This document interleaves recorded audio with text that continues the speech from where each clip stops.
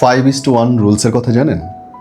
আমি জানি না এই ভিডিওটা কার কার কাজে লাগবে, কিন্তু যদি আপনি মনে করেন যে আপনার সম্পর্ক আরও সুন্দর করতে চান, এর ভেতরে থাকা সমস্যাগুলোকে দূর করতে চান এবং সম্পর্কে কোনো টুইস্ট আনতে চান, তবে এই 5:1 রুলস আপনার জন্য।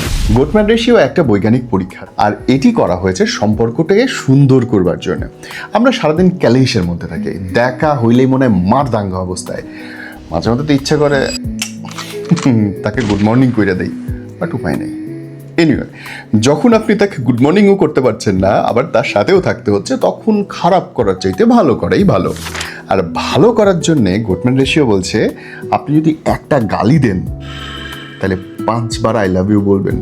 আপনি যদি একবার তার নিন্দা করেন তাহলে সাথে মিলায় 1 2 3 4 5 5টা ভালো কাজ যা করেছে তার প্রশংসা করতে হবে। মানে 1 খারাপ 5 ভালো।